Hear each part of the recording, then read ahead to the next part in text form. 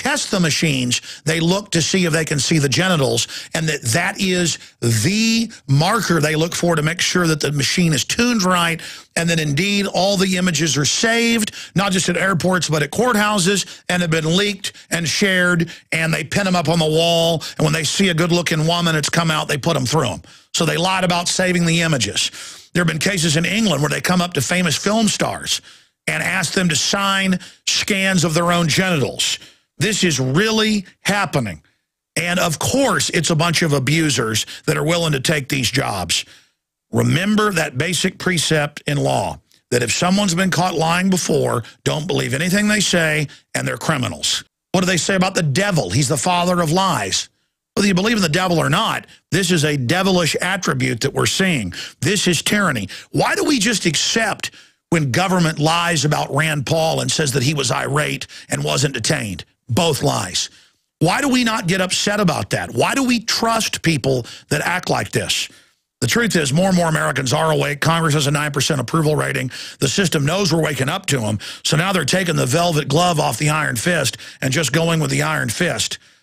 It is time to reawaken the spirit of 1776. It is time to recognize it is criminal when the TSA violates the 10th and 9th Amendment and operates in our states. But it's even more criminal when they grope our children, our wives, and our husbands and harass our old people and make cancer patients get out of wheelchairs that can't walk and make passengers help get them out of their chair. This is assault, and it's criminal. It's sexual and physical assault. But it's also criminal when we put up with it. We become cowardly accomplices to these scum. The TSA takeover of America has unified the people. And so have a lot of other issues. And the system knows that their attempt to break our will is backfiring. Get this key report out to everyone you know. The future of our republic and the world depends on it, because this corporate tyranny is being exported everywhere. And speak out against these criminals and let the TSA and their handlers know we're aware of their criminal takeover and stand against their terrorism against the American people. Well, here's a couple of things that we're working on. Number one is expanding trusted traveler programs where people will get biometric cards. They've already supplied information. We know they are safe to travel. We can move them through the system. And of course, the overarching point of Alex's video there that I helped put together is, why would you trust known liars? When they were caught lying about Fast and Furious, when they were caught lying about so many other issues, when the Bush administration was caught lying about WMDs, why would you trust them on terrorism? Why would you trust them with this gross, huge agency, TSA, under the wings of Homeland Security? Why would you believe their bull when 9/11 was so staged and see-through? Kurt Nimmo wrote up a great article on this video, TSA, Greatest Liars on Earth. You can find that at INFOWARS.com. Now, we showed you last night many of the issues that Obama obscured in his 2012 State of the Union address. That is, if you even recognize him as a true president. None of these presidents are. They're all puppets for the globalist powers that have hijacked our government. But Rob Dew did some research bringing up some of the lies and hidden agendas that he brought forward in the 2011 State of the Union. And we're going to roll that footage now that just kind of illustrates some of the things he brought forward, including joking about the TSA and how if you take his new high-speed boondoggle trains, you won't get a pat-down. Well, they are phasing in pat-downs to trains, bus stations, high school proms, on the streets, at checkpoints on highways, and all the rest of it is really coming down. It's so gross to hear them laugh and snicker about this stuff. Let's roll that video. We're also mindful of the empty chair in this chamber, and we pray for the health of our colleague and our friend, Gabby Giffords.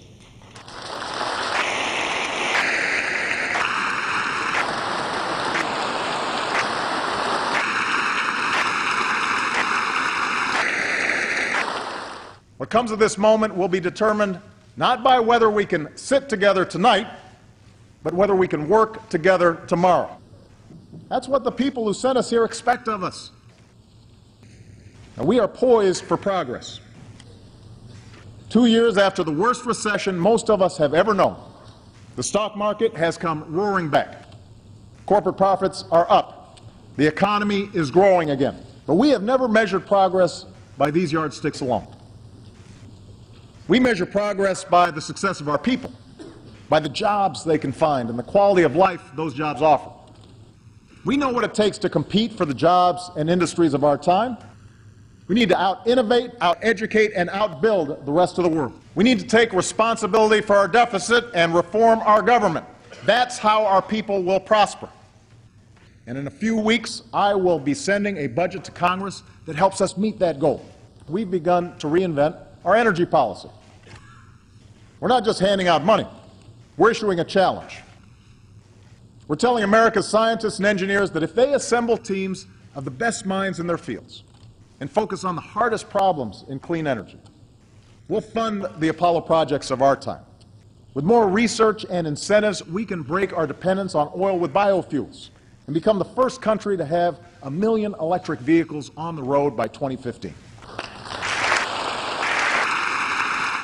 And we also have to win the race to educate our kids. Over the next 10 years, nearly half of all new jobs will require education that goes beyond a high school education. And yet, as many as a quarter of our students aren't even finishing high school.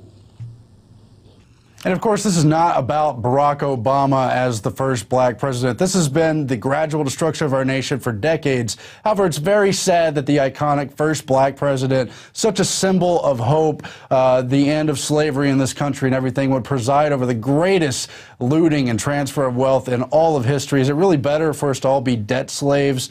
Is that real progress? You decide for yourself, but there's so many lies, and they're propping up these big corporate giants on, sucking off of government welfare. It's such total institutional corruption. We have even more. Let's go. Now, I strongly believe that we should take on, once and for all, the issue of illegal immigration. And I am prepared to work with Republicans and Democrats to protect our borders, enforce our laws, and address the millions of undocumented workers who are now living in the shadows. And let's stop expelling talented, responsible young people who could be staffing our research labs or starting a new business, who could be further enriching this nation. Within 25 years, our goal is to give 80% of Americans access to high-speed rail.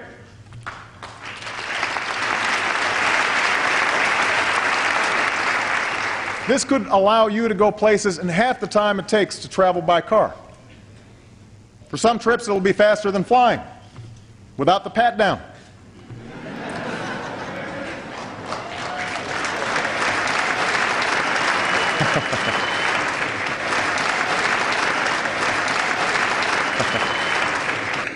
As we speak, routes in California and the Midwest are already underway. I am proposing that starting this year, we freeze annual domestic spending for the next 5 years. Now, this would reduce the deficit by more than $400 billion over the next decade. This freeze will require painful cuts. Already, we've frozen the salaries of hard-working federal employees for the next 2 years. I propose cuts to things I care deeply about, like community action programs. The Secretary of Defense has also agreed to cut tens of billions of dollars in spending that he and his generals believe our military can do without. Look to Iraq, where nearly 100,000 of our brave men and women have left with their heads held high.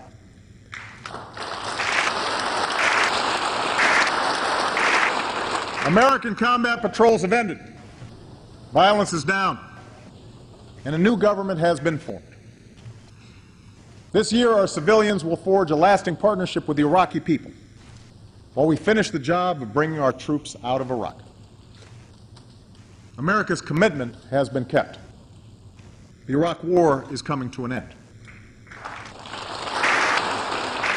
Of course, as we speak, Al-Qaeda and their affiliates continue to plan attacks against us. Thanks to our intelligence and law enforcement professionals, we're disrupting plots and securing our cities and skies.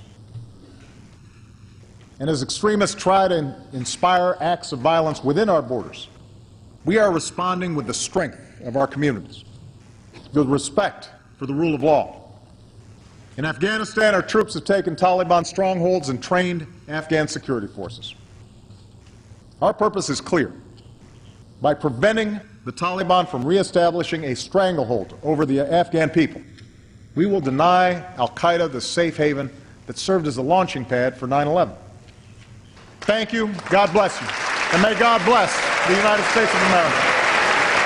Total theater for the masses, the ultimate puppet president. The buck does not stop in the Oval Office. It's run by you-know-who and you-know-who else, but so sick to see a bunch of known liars, a bunch of complicit murderers, and a bunch of silent, contemptuous, standby, do-nothing Congress, in-on-it criminals cheering and applauding the total destruction of America as they bring in the Homeland Security, grope-down system, and all the rest of it. It's just disgusting with the little I support Giffords ribbons, and look what they try to use that agenda for. Meanwhile, a Georgia judge has heard the case that Obama refused to show up to concerning the birther issue. Obama accused of contempt of court in birther hearing. Secretary of State warns Obama, mishearing at your own peril. That's Paul Joseph Watson's article on INFOWARS and Prison Planet.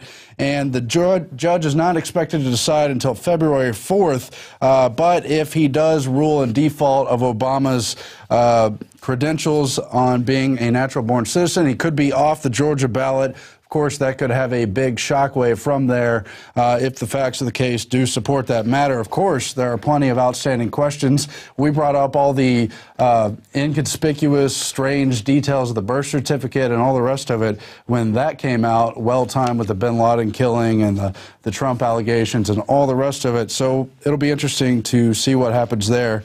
In other news, and some suggest that judge is planning to rule in default, some sources. We don't know if that's true.